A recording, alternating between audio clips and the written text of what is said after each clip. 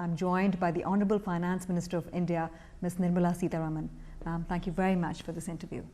And congratulations. I believe the budget, as many are calling it, is being seen as well balanced, and that there was something for everybody in this budget document.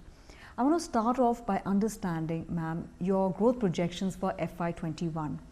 You're projecting growth to come in at between 6 and 6.5%. A strong rebound is expected from the current 5% mark. Would you say your growth projections are realistic or optimistic given the current global economic environment? Also considering the fact that domestically the financial sector is under stress. I would say it is realistic. In a way, if you also look at what the economic survey, which is independent of the Ministry of Finance, which is compiled by the Chief Economic Advisor, has projected, I think somewhere we're all on the same page with some margin. I say it is realistic because we've taken various factors on board and expect the revenue generation to improve, which it's already showing signs of. And if revenue generation improves, with the commitments that we have made because of the nature of things now for expenditure from government side, essentially investment into infrastructure. And when you spend on infrastructure, you also have some immediate gains because it puts money in the hands of the people. Core industries revive because of the demand which will essentially derive out of the investments. And therefore, I have reasons to believe that consumption will increase from that end also. So therefore, with income or the government's revenue generation on the one hand showing signs of improvement, and on the other I am looking at spending and investment bearing some results immediately in the short term. I expect my growth rate to be where it is, I've said, and therefore it's realistic. It's realistic, okay. What is the anecdotal evidence that you're gathering, ma'am, with certain lead indicators that gives you the confidence that the economy could be nearing a bottom or could be bottoming out soon enough? I'll tell you some of the lead indicators that I've picked up. One is tractor sales over the last couple of months have been picking up. I'm told that the winter crop sowing has been at record levels. GST collections have edged up. Anything that is coming to your mind which gives you the confidence that revival is in the works? The three that you've mentioned are very good examples which have been reinforced similarly by many other These are sources. sustainable trends? I think so. And also the rains that have come recently in the last week and 10 days have also reinforced this belief which was coming out during the sowing season, which is some months before. And with the crops benefiting from this recent rain, we expect this crop, winter crop, also to come out with good yields, which will mean that in the rural areas there will be more money for circulation. Yeah. Other than the three examples that you quoted, we've also seen automobile sector. I'm not speaking for everybody, nor am I giving a complete story, anecdotal as you started. The automobile sector has largely cleared its inventory, with which they had a problem rightly when we had presented the July budget. And immediately after that there was this very serious concern that the inventory remaining where there is and demand not really picking up has affected the automobile sector to a large extent, particularly because it pertained to the emission standards of the last generation. From 1st April we are going to have a newer one. So that anecdotally it's believed that many of them have cleared their inventory belonging to the earlier emission standards. And those who are selling newer emission standard compliant cars or passenger vehicles are now telling clients to wait for a couple of months before the deliveries got to be made. Okay. So I see that as one of the signs of revival of demand. Similarly, we are also getting anecdotal evidence which is confirmed by certain industry leaders that flats or houses sale is really picking up. Some announcement made a month ago for availability have seen quick pickup within 2 weeks. So there's a revival even in home buying segment. And that gives you the confidence that things are on track. The fiscal deficit. The question on the fiscal deficit. 3.5, ma'am, 3.5% for FY21. Is that the red line? It's only because, as I said, I expect revenue generation to improve. There is reason to believe that it will improve. The loopholes which had been identified in the GST have all been plugged, and there will be a greater monitoring of it, and I expect GST collection also to reflect it. And in a way, the economy is showing a positive revival sign, and as a result, revenue generation should be good. Many of the disinvestments which the groundwork for which had commenced soon after the July budget is actually now giving us reasons to believe that they will indeed happen in the few months after the new fiscal starts. Right. And therefore, disinvestment revenue together with improved revenue generation from taxable sources gives me reason to think that that coming down from 3.8, where this year I have used the forbearance, is achievable. And as we sit today, you do not see a risk of a slippage as of now? I don't see a risk of slippage. What would then be your message to rating agencies? As you are aware, Moody's has come out with their note. They're keeping the rating on India status quo, not changing it, but they are concerned about the aggressive divestment target. What would be your message to rating agencies? Well, first of all, I think we've shown great prudence in managing the fiscal.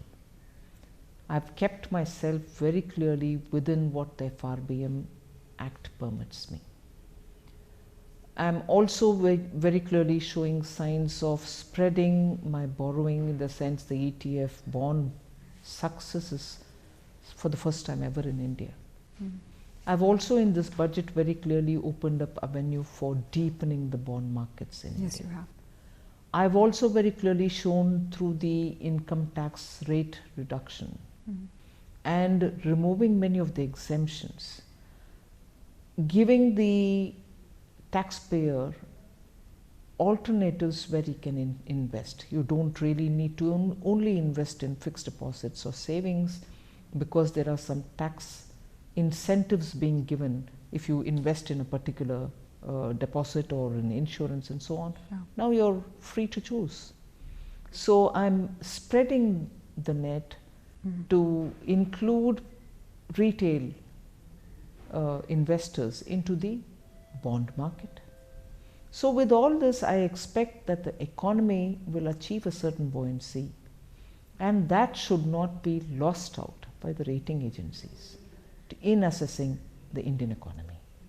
I think the market is very enthused by LIC's IPO. It's a good quality paper that's coming to the markets.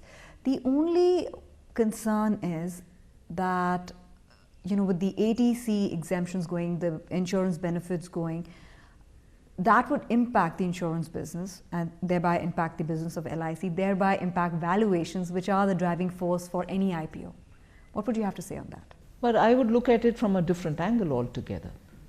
I'm now allowing retail investors to make up their mind as to where they want the money to be. They can still be with the LIC. They can still want to have the LIC's issue ownership, and that which I'm holding from the government now will be available for the private retailers to hold. That is one thing. And second, it also opens up avenues for the insurance business to be more nimble. When you have owners who are spread now even to retailers, you're answerable to a lot more of your performance. So isn't that going to give an opportunity for the insurance sector to now see opportunity lying outside of the government, and performance also commensurate with what will be the expectation? So I think the IPO offer of LIC has a lot more advantage to the sector than the limited option of give incentive to go towards LIC or insurance because there's a tax rebate given. Okay. So make your choice. Who am I to constantly? That was something which, that's a kind of exemption which was put in place with a very socialistic mindset, where you were directing savings to go towards a particular sector. So this is Now free with, for all, compete. Yes. And now with the market opened up, options available for an individual to choose how he wants to plan his future, why should I limit myself to directing him, saying you would go into this if you want the benefit?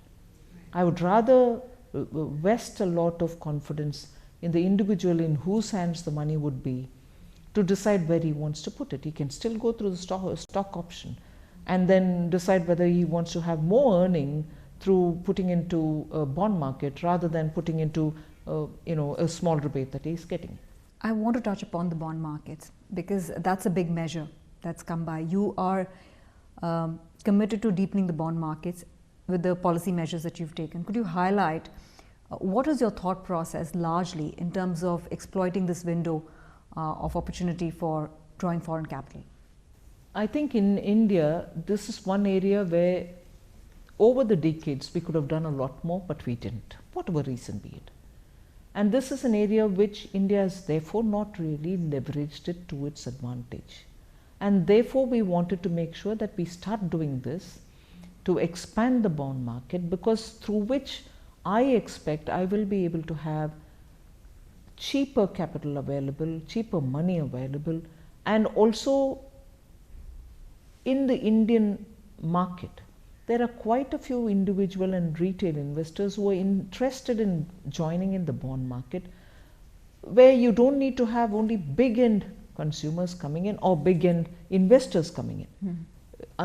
In the recent ETF issue that we came up with, since we had made the units affordable, you had smaller investors getting into it.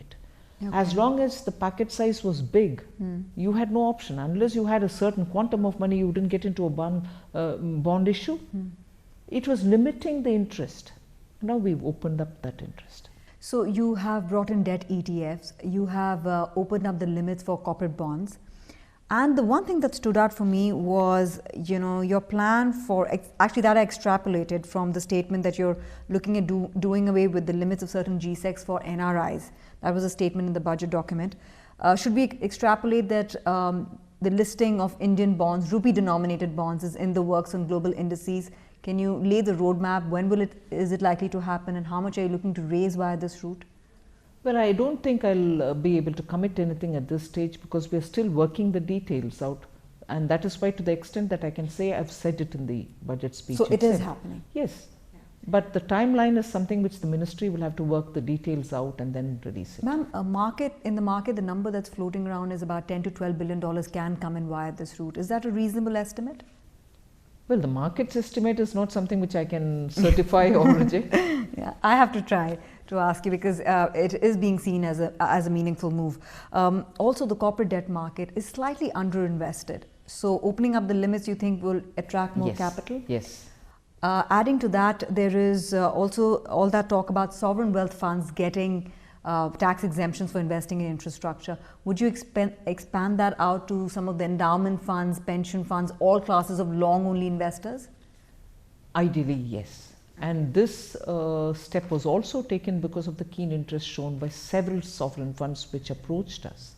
And we thought it's time that we wanted them to come in, because they've been expressing interest.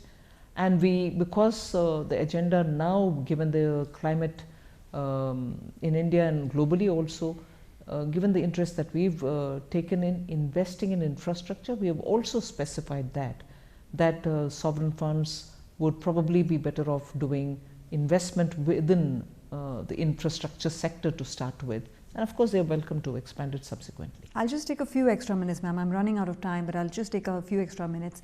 Very quickly, just hitting on some important points. Banking sector.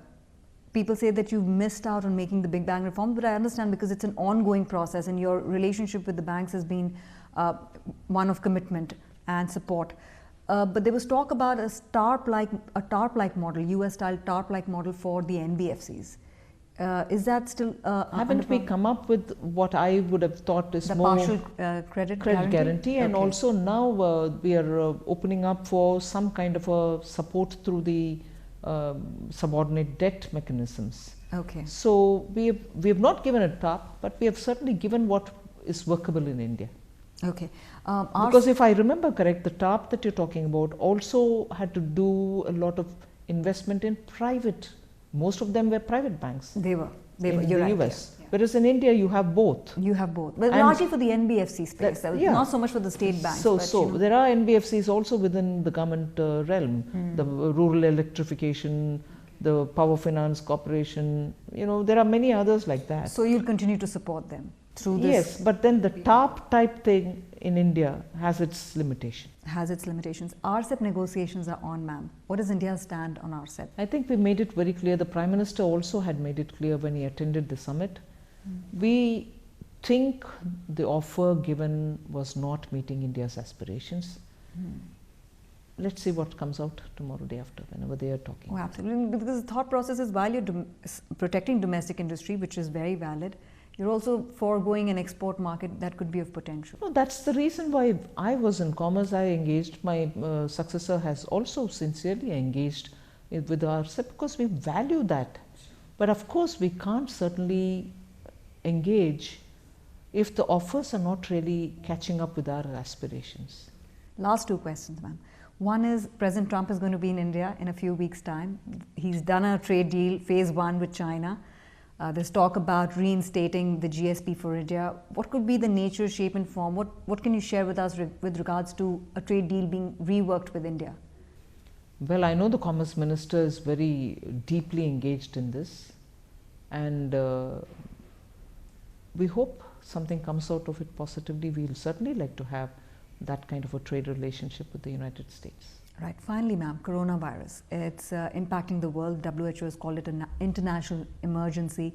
Are you worried? What is the internal thinking in terms of what this can do for global growth and thereby India? Because now everything is so intertwined. All global economies are linked. I think from Indian government side, the Ministry of External Affairs is taking every precaution.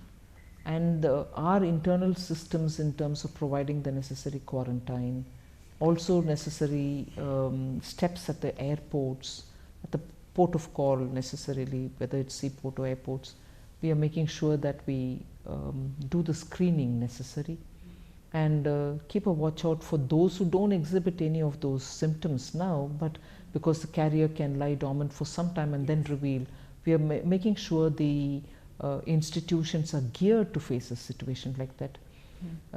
And the quarantines have also been located, and the initial preparations to receive any quarantined patient is also all in place. So economically? Yes, I think at this stage the impact shouldn't, although there are some industries which used to have imports coming of raw material from China, but then I'm sure they are ridding themselves for a situation, and majorly I hope it doesn't affect any of them. Yes, that's all. That's actually something that we all hope for. Thank you very much, ma'am, for your time.